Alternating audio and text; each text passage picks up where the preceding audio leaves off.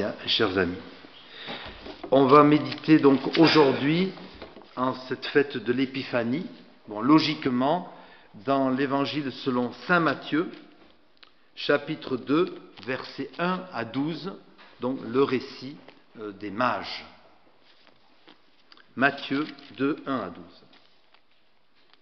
Après la naissance de Jésus à Bethléem de Judée, au jour du roi Hérode, des mages d'Orient arrivèrent à Jérusalem et dirent : « Où est le roi des Juifs qui vient de naître ? Car nous avons vu son étoile en Orient et nous sommes venus nous prosterner devant lui. » À cette nouvelle, le roi Hérode fut troublé et tout Jérusalem avec lui. Il rassembla tous les grands prêtres et les scribes du peuple pour leur demander où devait naître le Christ. Ils lui dirent : « Selon le prophète Michée, c'est à Bethléem de Judée, car voici ce qui a été écrit : Toi, Bethléem, terre de Juda, tu n'es certainement pas la moins importante dans l'assemblée des gouverneurs de Juda, car de toi sortira un dirigeant qui fera paître Israël, mon peuple. » Alors, Hérode fit appeler en secret les mages et se fit préciser par eux l'époque de l'apparition de l'étoile. Puis il les envoya à Bethléem en leur disant : « Allez prendre des informations précises sur l'enfant.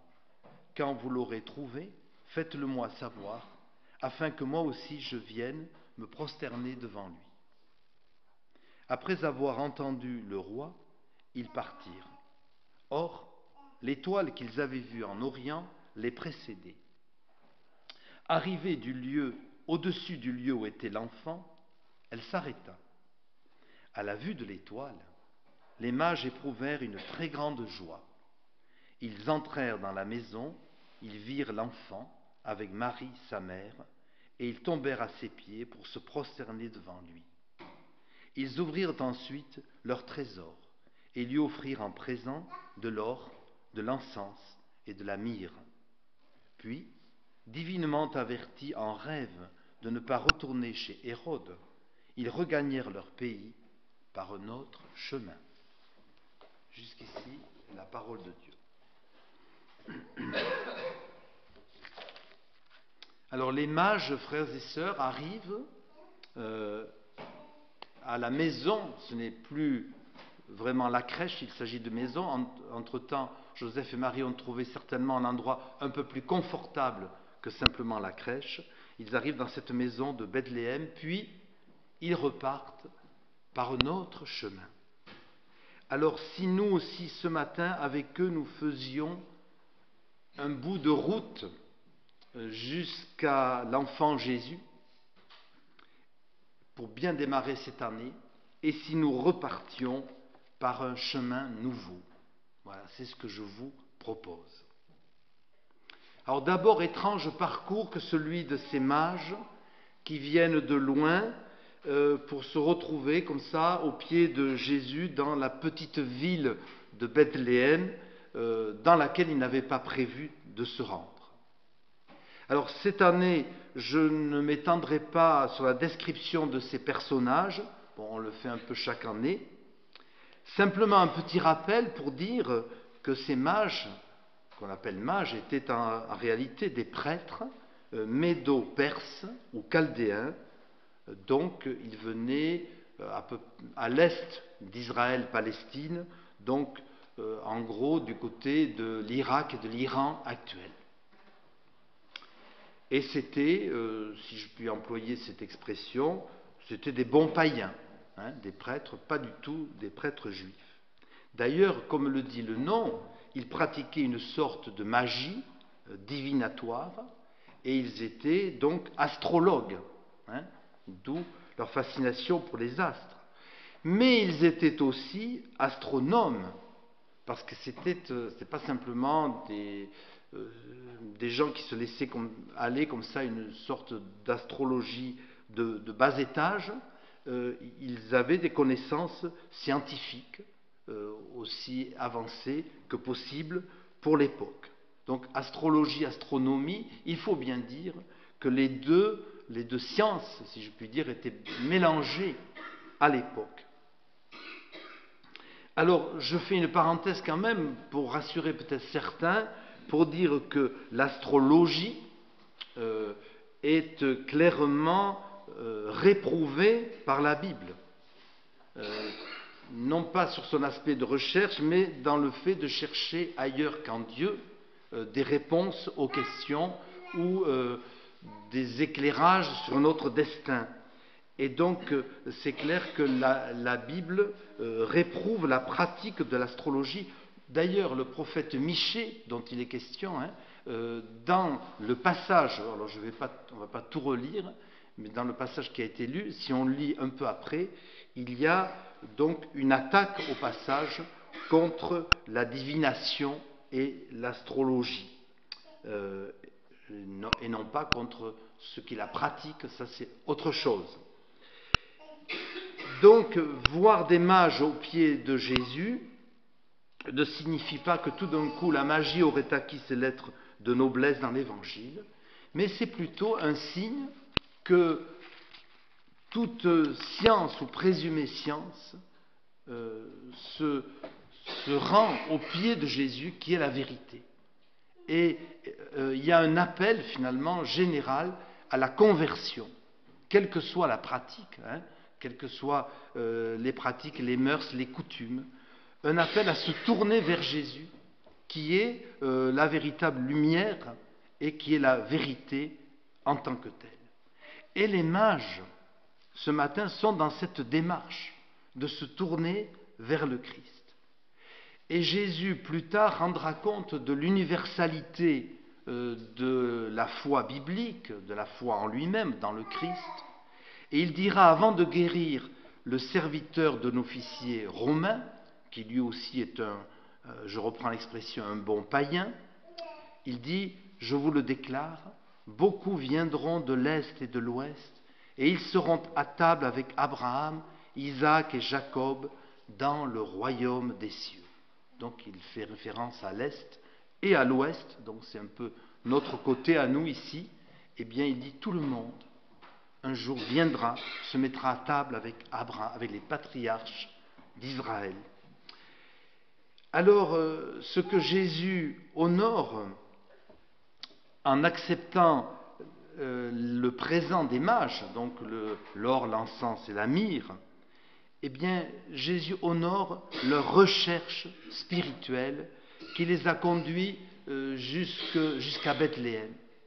Et ce n'est pas rien, et il faut saluer le courage de ces mages, ces braves mages, qui ont tout de même, tout astrologue qu'ils étaient peut-être, eh bien, ils ont quand même quitté leur pays, ils ont eu le courage d'aller jusqu'en Israël-Palestine, jusqu'à Jérusalem, pour chercher l'explication de cette mystérieuse étoile qui leur était apparue.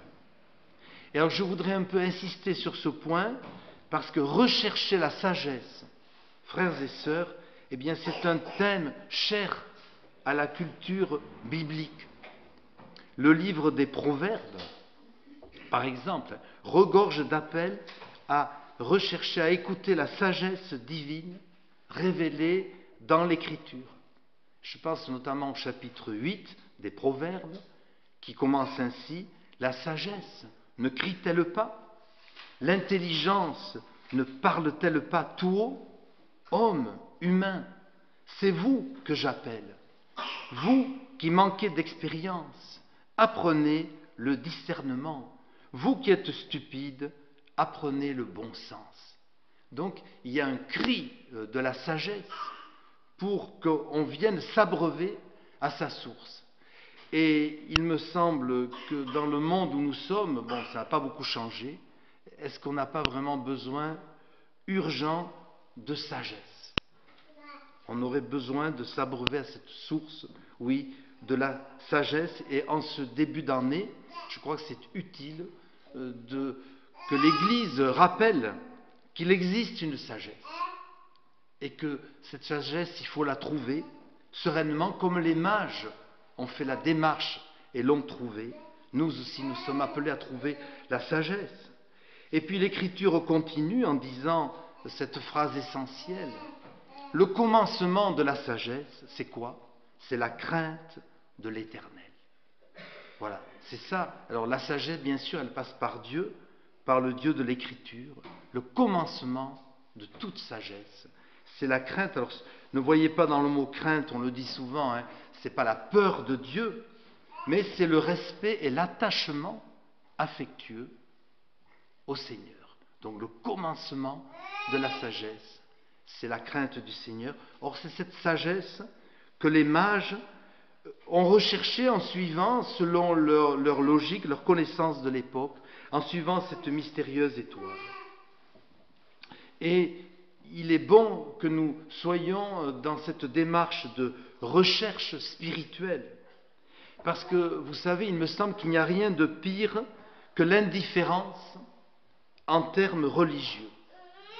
Se contenter de vivre de manière primaire, ne pas ou ne plus chercher à comprendre.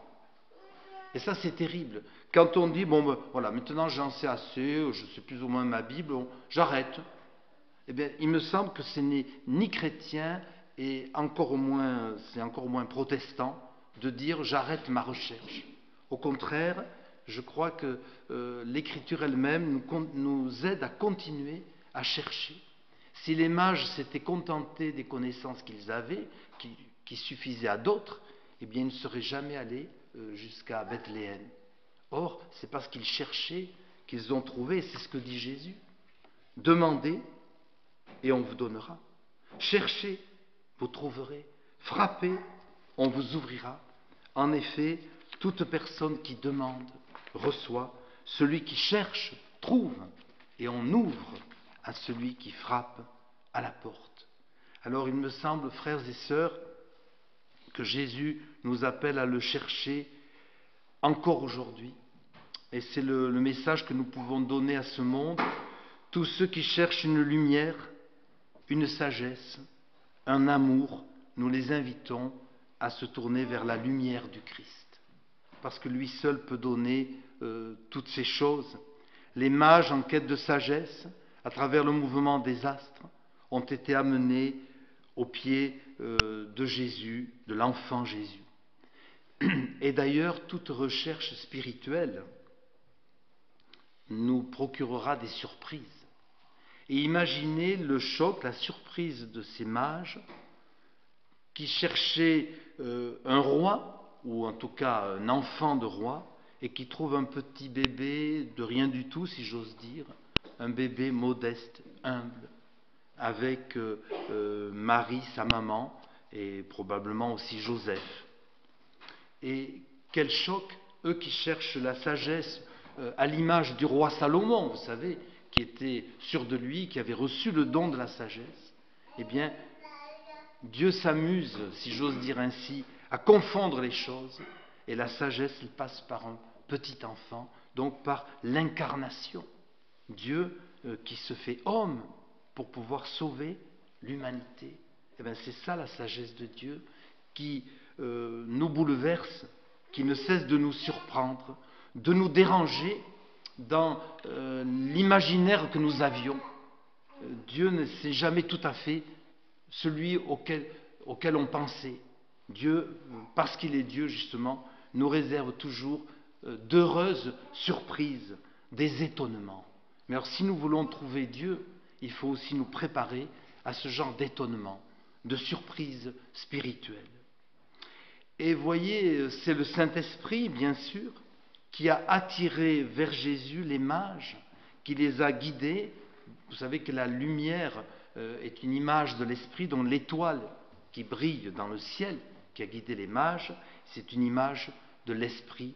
Et c'est toujours le rôle de l'Esprit Saint, d'amener les gens vers Jésus. C'est ça son rôle. Et c'est lui qui prépare les cœurs à travers toutes sortes de connaissances, au départ un peu désordonnées, voire païennes. Mais peu importe, parce que c'est le but qui compte. Le but, c'est d'amener tout homme, toute femme à la lumière du Christ. Et c'est le rôle intérieur de l'Esprit, donc déjà révélé ici pour la fête de l'Épiphanie. Et alors cela m'amène à un second point que je voudrais traiter plus brièvement. Et je relis la phrase du texte, « Divinement avertis en rêve de ne pas retourner chez Hérode, les mages regagnèrent leur pays par un autre chemin. » Alors on sait pourquoi, vu le contexte de jalousie et de violence du roi Hérode, pourquoi l'Esprit Saint, toujours lui, a convaincu les mages de ne pas retourner à Jérusalem, parce que vraiment c'était se jeter dans la gueule du loup. Donc ils ont été informés de regagner leur Orient natal par un autre chemin. Alors il y a cette raison un peu accidentelle de changer d'itinéraire, mais j'en vois une autre, un autre chemin. Vous savez que le mot conversion en grec veut dire changer de chemin, faire demi-tour, prendre un autre itinéraire. Or, c'est ce que font les mages. Ils changent de chemin à la fois physiquement, mais aussi spirituellement. Donc, ils vivent ce dont j'ai déjà parlé, une conversion. Au pied de Jésus, de l'enfant Jésus, ils ont vécu une métanoïa, pour prendre le mot grec, une conversion, un bouleversement. Et ils ont trouvé la véritable sagesse qu'ils cherchaient inutilement dans les astres, vainement dans les astres. Eh bien, ils ont compris que c'est Dieu, Jésus est Dieu, créateur des astres, qui est la véritable étoile qu'ils recherchaient. Donc ils ont vécu cette conversion, et c'est pourquoi ce ne sont plus les mêmes. Ils sont différents lorsqu'ils rentrent chez eux. Ils sont passés vraiment, spirituellement et physiquement, par un autre chemin. Alors, frères et sœurs, il me semble que cette attitude des mages qui rentrent chez eux par un autre chemin doit nous interpeller en ce début d'année nouvelle, 2019. Quel chemin allons-nous prendre cette année qui vient ? Nous avons contemplé une nouvelle fois Jésus dans la crèche. Nous avons médité une nouvelle fois sur le mystère de Noël. Voilà. Mais qu'est-ce qu'on va faire de tout cela, de toutes ces révélations ? Est-ce qu'on va faire comme d'habitude ou on va en profiter pour vivre quelque chose de différent ? Et il se peut que le Saint-Esprit, et c'est pas il se peut d'ailleurs, c'est sûr que le Saint-Esprit nous montre à nous aussi un nouveau chemin à prendre. Que sais-je ? Je prends des exemples un peu au hasard. Nouveau chemin, une foi plus engagée, un amour plus grand pour Dieu et pour les autres, passer plus de temps à lire sa Bible, à prier, à réfléchir aussi, et ça fait du bien de prendre du temps apparemment perdu pour réfléchir, pour prier, et pour cesser de s'agiter dans toutes sortes d'activités, y compris même parfois dans l'Église, où on veut toujours remplir l'agenda. Eh bien, peut-être qu'il faut justement prendre du temps, plutôt pour réfléchir, avant d'agir. Un nouveau chemin, c'est peut-être aussi abandonner le chemin des mauvaises habitudes que nous avons tous, prendre de nouvelles, de meilleures habitudes, pourquoi pas une meilleure hygiène de vie, c'est aussi des choses très concrètes, prendre un nouveau chemin, c'est un tout. Eh bien, comme le dit Pierre, prendre un nouveau chemin, c'est sanctifier le Christ dans notre cœur. Donc, que Jésus ait une place particulière dans notre vie et dans notre cœur, et c'est lui qui nous aidera à prendre ce nouveau chemin. Alors, frères et sœurs, ce matin, comme les mages, laissons-nous convertir, sachons prendre ce chemin de lumière qui nous est proposé en cette nouvelle année, que la lumière de Jésus, oui, frères et sœurs, que la lumière du Christ nous éclaire en profondeur. Et c'est sûr, notre année sera belle. Amen.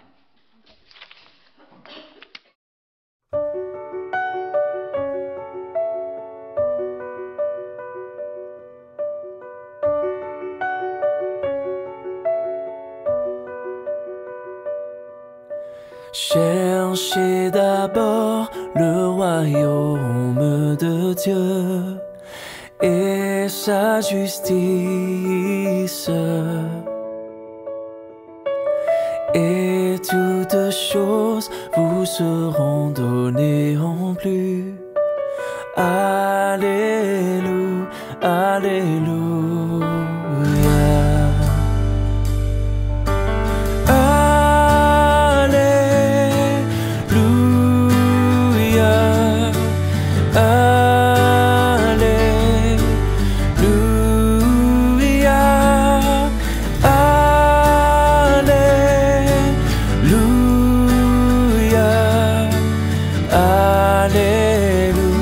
Alléluia,